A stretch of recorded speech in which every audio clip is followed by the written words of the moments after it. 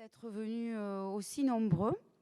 On est ravis parce qu'en fait, c'est la deuxième édition de la même réunion. Et donc, on a décidé de faire une deuxième réunion réplique de la première qui a eu lieu le 9 juillet, c'est ça? Parce que beaucoup de gens nous ont dit tout leur regret de ne pas avoir pu être présents à la première. Donc, on s'est dit, c'est pas compliqué, on va refaire une, globalement la même. Hein. Voilà. Et on est ravis aussi parce qu'on constate que dans l'Assemblée, il y a beaucoup de jeunes gens, de jeunes adultes. Et ça, c'est vraiment super parce qu'on a parfois du mal à mobiliser cette partie de la population sur les questions d'ordre collectif.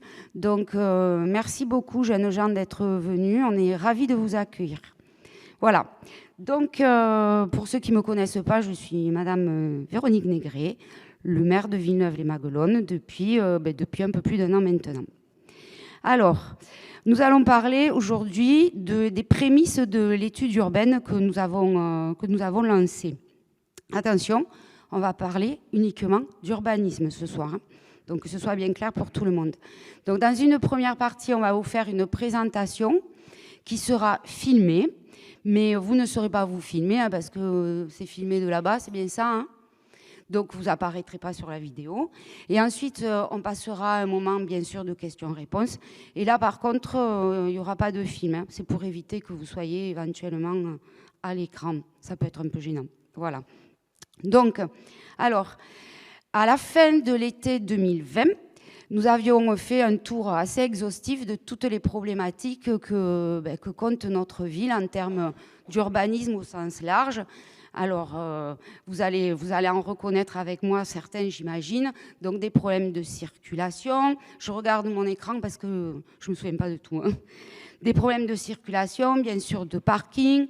Des problèmes de place pour les piétons, pour les vélos. Enfin, tous les modèles de déplacement alternatifs en fait, à la voiture. Un centre-ville aussi mal valorisé. Des espaces publics relativement peu engageant, par exemple la place de l'église, et le développement aussi d'une cité dortoir. Ça, c'est quelque chose qui est revenu souvent, fréquemment pendant la campagne, que nous-mêmes, nous avons ressenti de toute façon en tant que citoyens, avant de nous engager dans cette aventure électorale. Alors, on s'est dit, bon là, ça fait beaucoup de problèmes d'un seul coup, on va avoir besoin d'aide. Comment on va faire pour arriver à résoudre tous ces problèmes ? Donc, l'idée est venue assez vite d'aller chercher de l'aide, une aide pour pouvoir faire des choix cohérents, avoir une vision globale de notre ville et aussi qui soit en harmonie avec nos valeurs, le vivre ensemble et l'écologie particulièrement. Donc, nous nous sommes tournés vers le CAUE. Alors évidemment, le CAUE, tout le monde ne sait pas ce que c'est. Le CAUE, c'est le conseil, c'est ça ? Conseil d'architecture, d'urbanisme et d'environnement et de l'environnement. Donc, on a fait appel à eux pour nous aider dans cette démarche. Le CAUE, c'est une association, c'est important ça, une association à laquelle adhère la commune depuis un certain nombre d'années et qui propose aux communes, adhérentes évidemment, ces services gratuitement. Donc voilà, nous avons tenu une réunion un jour en mairie. Il y a combien de temps déjà ? Il y a un sacré bout de temps. C'était l'automne dernier, à peu près, presque un an. Et donc, on leur a exposé toutes les problématiques de la ville. On leur a dit, on a besoin d'aide. Ils nous ont dit, oui, effectivement, vous avez besoin d'aide. Là, la seule solution, la solution la plus adaptée à votre ville, c'est de lancer ce qu'on appelle une étude urbaine. Donc, OK. C'est parti. Donc, on a discuté tout ça avec eux et ils ont dressé gratuitement ce qu'on appelle un cahier des charges, c'est-à-dire une étude préalable en fait, une étude préalable pour essayer de cerner les diagnostics qu'on peut poser sur notre ville, c'est-à-dire relever les difficultés et les potentiels de notre ville, bien sûr, c'est super important. Les grandes orientations sur lesquelles l'étude devra apporter une réponse aussi et se concentrer. Bien sûr, nous, élus, nous avons été étroitement associés à l'élaboration de ce cahier des charges puisqu'évidemment, il s'agissait aussi que ce cahier des charges respecte nos valeurs, les valeurs que nous portons. Nous avons aussi travaillé étroitement avec la métropole. Nous avons associé les services urbanisme de la métropole. C'est important, puisque vous le savez, nous faisons partie d'une métropole qui nous accompagne aussi dans les questions d'urbanisme. Voilà. Donc, c'est à partir ensuite de ce support, le cahier des charges, que nous allons lancer un appel d'offres pour pouvoir choisir parmi un certain nombre de bureaux d'études qui seront d'accord pour répondre à cet appel d'offres. Nous choisirons donc le bureau d'études qui mènera l'étude urbaine proprement dite. C'est bon, c'est clair tout ce que j'ai expliqué là? Ça va? Donc ce marché, cet appel d'offres, on devait le lancer en septembre, mais bon, vous savez, c'est toujours pareil. Hein, la vie administrative prend vite du retard. Et donc, on va la lancer incessamment sous peu. La semaine prochaine, c'est ça, hein? Voilà, la semaine prochaine, on va lancer cet appel d'offres. Voilà. Donc, en fait, aujourd'hui, ce qu'on va vous présenter, c'est cette étude urbaine. Je précise que dans le cahier des charges, il est bien précisé, pardon, je me répète, il est bien spécifié que le bureau d'études devra avoir un certain nombre de compétences, évidemment. Des compétences en urbanisme, en architecture, au niveau aussi de la préservation du patrimoine, au niveau aussi de la façon de penser, d'envisager les espaces publics, aussi au niveau du paysage, c'est-à-dire de qu'est-ce qu'on dessine, à quoi on veut que esthétiquement notre ville ressemble, au niveau bien sûr de l'environnement, puisque on porte aussi des valeurs écologiques, et puis nous avons un environnement absolument exceptionnel à Villeneuve, donc aussi des compétences en termes de programmation urbaine, de voirie, de réseau. Et puis pour terminer, au niveau des compétences aussi, au niveau de l'hydraulique. D'ailleurs, ça rejoint des préoccupations que j'ai en métropole, puisque c'est ma délégation, les questions d'eau qui circulent, le grand cycle de l'eau. Pas le petit, pas celui qui est dans le tuyau, le grand qui est dans la nature. Voilà. Donc aujourd'hui, c'est donc cette étude préalable, ce cahier des charges, que nous allons vous présenter.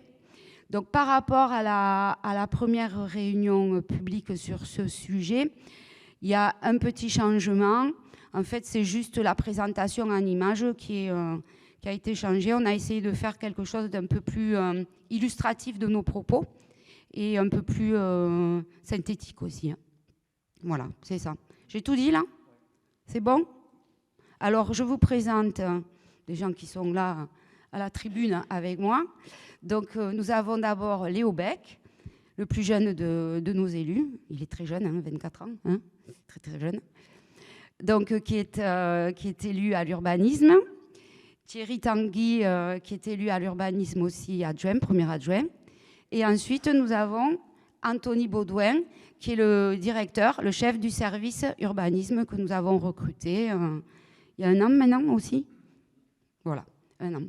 Donc voilà. Et ensuite aussi, Maria-Alice Pelé, qui arrive, t'es presque pas en retard, et qui est chargée de la question des mobilités. Donc son rôle est très important parce que nous avons effectivement de gros problèmes de mobilité, notamment pour rentrer et sortir de notre ville. Vous avez dû le constater le matin quand vous partez travailler et le soir quand vous revenez. Voilà. Je vais passer la parole maintenant à qui? À toi. Merci. C'est bon? Oui. Voilà, bonsoir. J'ai un petit pense-bête quand même, malgré que je connaisse à peu près le fil du cahier des charges. Donc on a, comme le disait Madame le maire, on le savait tous, certaines problématiques à résoudre sur la ville, notamment des problèmes de circulation, mais aussi des problèmes de logement, d'habitat, plutôt d'habitat que de logement. La différence étant que l'habitat inclut tout ce qu'il y a de périphérique comme activité périphérique. Donc on ne voulait pas se cantonner à essayer de faire une ville dortoir, sans oublier qu'on devait vivre avec tous. Donc le CAUE qui nous a accompagnés sur cette démarche a fait les constats qu'on avait nous aussi effectués, que la ville de Villeneuve-les-Maguelones avait la particularité d'être située comme une presqu'île au bout du continent, et que les seuls liens qu'il y avait avec ce fameux continent, qui ne sont pas des moindres d'ailleurs, sont l'autoroute, la départementale 612 qui va à 7, la voie SNCF qu'on oublie bien souvent, avec une gare à Villeneuve qui dessert la métropole en moins de 6 minutes. Avec plusieurs trains, parce qu'il y en a 18, je crois, de tête comme ça, aller-retour sur à peu près, hein, c'est l'ordre de grandeur. La fameuse 185 qui nous pose un gros problème, parce qu'elle barre l'accès sur le nord de la commune avec la métropole, et puis la route qui va sur Mirval. Voilà, donc cette particularité-là est à prendre en compte, parce que ça nous crée des problèmes au niveau des flux de circulation entrant et sortant. Ça, je ne vous fais pas des dessins, je pense que tout le monde a eu à subir les affres du ralentissement du matin. Donc, à partir de ce constat-là, on a observé aussi que, tu me dis Léo si j'oublie des choses, hein, on a constaté, alors je ne l'avais pas vu, mais je l'ai remarqué en montant, je le vais à l'ancienne parce que je n'ai pas de laser, que la ville est construite sur une ligne de crête. Vous regarderez, hein, la commune, qui part approximativement du rond-point du château d'eau et qui passe à peu près comme ça, là, voilà. Vous voyez, voilà. Et donc, vous voyez que toute la ville, toute l'ancienne ville a été construite sur la partie est de ce bassin versant, c'est-à-dire que toutes les eaux de ruissellement s'écoulent dans cette zone-là pour atterrir dans un endroit bien connu. D'ailleurs, vous voyez, quand on a des fortes précipitations, surtout des épisodes cévenols, on a donc beaucoup de ruissellement, la montée des eaux de mer qui empêche l'évacuation des eaux pluviales. Et tu peux revenir à la diapo d'avant ? Et on se situe vraiment sur une vraie presqu'île, parce que toutes les zones en vert et bleu, là, ce sont les zones inondables. Là, c'est la Mosson, et donc l'Estagnol. Et voilà. Et toutes ces zones-là sont complètement inondées. Donc vous voyez qu'on est vraiment sur une presqu'île. Et donc ces eaux qui coulent le long qui coulent sur la commune finissent dans la Capouillère. C'est le seul exutoire que l'on ait sur ce secteur-là, avec donc tous les phénomènes qu'on connaît sur ce cours d'eau.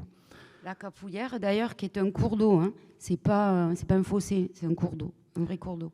Voilà, donc là, on a brossé rapidement un état géographique de la commune. Ça a de l'importance pour ce projet urbain, là, parce que ça conditionne énormément de construction de structures.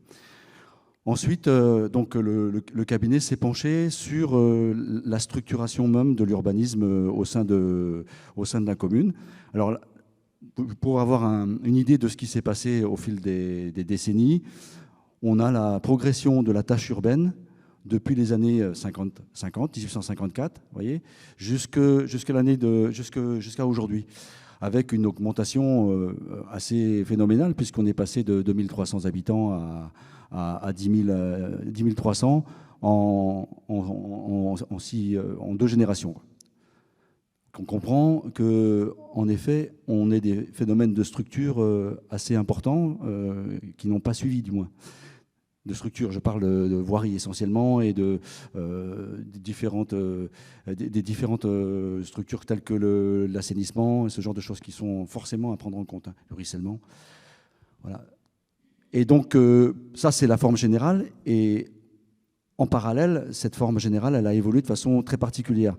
Tout le centre du village, donc la partie qui date des débuts du XXe siècle, c'est le centre ancien qui est très très dense, hein, avec des petites routes, pas de trottoirs d'ailleurs, où aujourd'hui on a des gros problèmes de circulation, même à pied, puisque les trottoirs sont utilisés comme réservoir de stationnement. Puis c'est développé notamment avec la commercialisation du Chasselas, les faubourgs urbains. Donc, c'est l'avenue de la Gare, par exemple, un petit peu la route de Mirval et les gros faubourgs. Et en fin de XXe siècle, se sont développées toutes les zones pavillonnaires que vous connaissez tous, qui sont en grande périphérie du péricentre.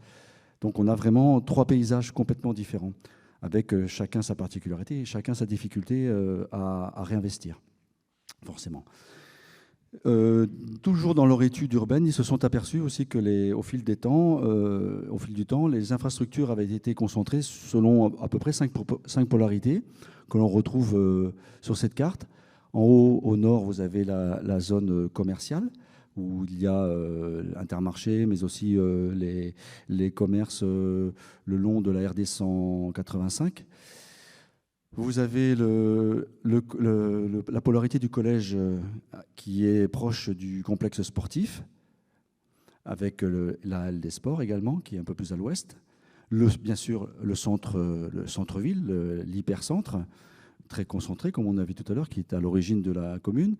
Le pôle culturel, on se trouve ici, avec le grand jardin à côté, les terrains de pétanque et puis le théâtre, pas de verdure, mais de béton. Et puis enfin, le dernier point, qui est le dernier complexe scolaire qui a été construit sur Villeneuve, Dolto, avec le stade d'athlétisme qui est à côté et le skatepark. Voilà, donc ça c'était sur la partie urbaine. Et pour ce qui rattache toutes ces polarités et puis les différentes zones qui ont été construites au fil des années, on a une voirie qui, comme vous l'avez constaté, est dans un état assez... Voilà, c'est marqué médiocre, mais je pense qu'on peut le dégrader encore un peu plus, de très mauvaise qualité. Non seulement pour ce qui concerne tout ce qui est périphérique à la route, le mobilier par exemple, les arbres pour avoir de l'ombre, mais également sur la qualité de revêtement de roulement, quoi. Non seulement ça, mais ça se comprend d'ailleurs, comme ça a été construit au fur et à mesure, un petit peu comme des boîtes de chaussures, les lotissements.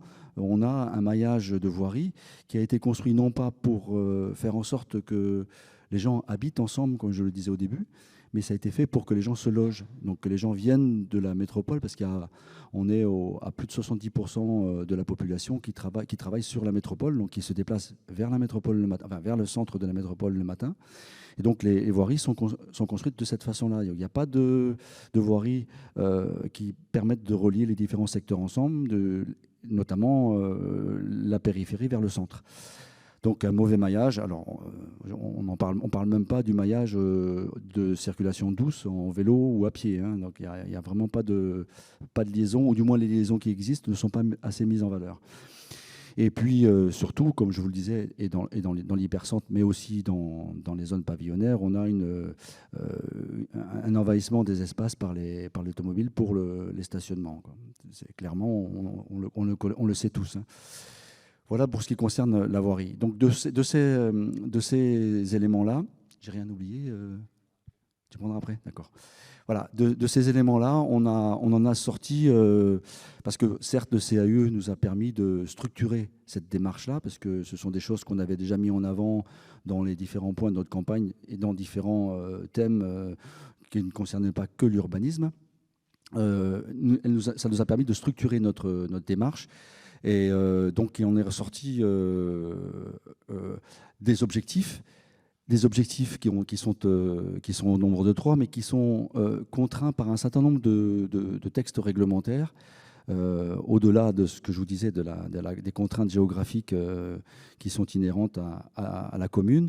Il y a aussi la loi littorale qui, elle, chapeaute le tout, puisque comme on est une commune littorale, pour le coup, hein, puisqu'on est la seule commune d'ailleurs de la métropole à avoir un rivage sur la Méditerranée. C'est pour ça qu'on est le centre de la métropole, puisque dans métropole, c'est 3 M, mais le M du milieu, c'est Méditerranée. Donc ça peut être que nous, puisqu'on est les seuls sur la Méditerranée. Villeneuve est donc le centre de la métropole. Voilà, ça c'est dit. Et donc la loi littorale s'applique, malheureusement non, mais du coup, la loi littorale s'applique à l'ensemble de la commune. Puis, sous la loi littorale, nous avons le SCOT, qui s'applique, lui, entièrement à la métropole, qui a été revalidé en 2019, je crois, fin 2019. Il a été revu. Et puis, plus particulièrement sur Villeneuve, on a à ce jour un PLU. À ce jour, parce que depuis qu'on a été élu, on travaille avec la métropole sur la mise en place d'un PLUI intercommunal pour essayer d'harmoniser, harmoniser les règles d'urbanisme à l'ensemble de la métropole, le plus possible, avec des singularités malgré tout, pour chaque commune. Voilà. Pardon ? PLU, plan local d'urbanisme. Le plan local d'urbanisme. C'est les règles d'urbanisme qui sont applicables sur la commune. Et là, donc, en intercommunalité, pour qu'elle soit le plus proche possible qu'on ait tous à peu près les mêmes types de fonctionnement en termes de zonage, donc de découpage de la commune. D'ailleurs, à ce propos, quand nous sommes arrivés l'année dernière à la mairie, on a été happé par la métropole qui travaillait déjà sur ce PLUI. Et on a donc, à marche forcée un peu, travaillé pour redécouper la commune. C'est une démarche qui va se faire en concertation, donc menée par la métropole, qui va se faire en concertation avec les populations. Et les premiers documents que je vous invite à aller voir d'ailleurs vont être publiés, là je me tourne vers Anthony, incessamment sous peu, voire même encore plus vite, fin octobre, je pense. Hein. Donc ça va être des premiers documents qui vont être accessibles, qui vont être soumis à la concertation et auxquels il faut que vous vous intéressiez parce que il y a peut-être certaines choses à modifier. Tout n'a peut-être pas été forcément bien vu. Voilà, donc ce PLU, donc on a ces trois grands axes qui vont conditionner les trois objectifs qui sont ressortis, qui sont donc la mobilité, on en a parlé, le stationnement et la structuration des espaces publics. Donc là, essayer de les relier, de donner un sens à tous ces ensembles qui ont été au fil du temps posés sur le territoire. Et puis, bien sûr, puisqu'on évolue tous, continuer à développer, mais maîtriser le développement de l'urbanisation de la commune et éventuellement le renouveler si c'est possible. Donc ça, c'est le deuxième axe. Et en fait, un dernier point qui, pour nous, est très important, qui est la valorisation paysagère et patrimoniale, parce qu'on a un patrimoine qui est riche avec des monuments historiques classés.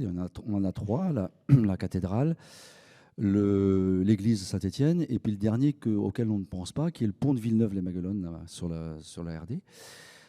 Donc ces trois bâtiments historiques, mais aussi on a un paysage qui est et une faune et une flore qui est très riche, qui n'est peut-être pas forcément mise en valeur, du moins au sein de la partie urbaine de la commune. Donc c'est une des choses que l'on veut mettre en avant, notamment la Capoulière qu'on a vue tout à l'heure. On se disait que c'est un cours d'eau qu'on a la chance d'avoir dans la commune, qu'il faudrait peut-être un jour mettre un peu plus en valeur, le réouvrir, lui permettre de s'exprimer un peu plus. Peut-être ça permettrait aussi de diminuer les niveaux d'eau lorsqu'on a des épisodes cévenols. Voilà donc pour les axes. Et donc, au-delà de ça, les trois secteurs, parce que donc, on fait une étude, un projet d'étude sur l'ensemble de la commune, mais dans le cadre de notre évolution de la commune, on s'est aperçu qu'il y avait essentiellement trois secteurs sur lesquels il fallait qu'on accentue l'étude. C'est bien entendu... Alors, les numéros, c'est pas des priorités. Hein. C'est parce qu'on commence toujours le 1 par en haut et on finit le 3 par en bas. Donc, on a tout mélangé. Donc, il n'y a pas de priorité du tout. Mais les axes, c'est très important. Et je vais commencer par celui, à mon sens, est un des plus importants. C'est le secteur du centre-ville qui est vraiment à revivifier.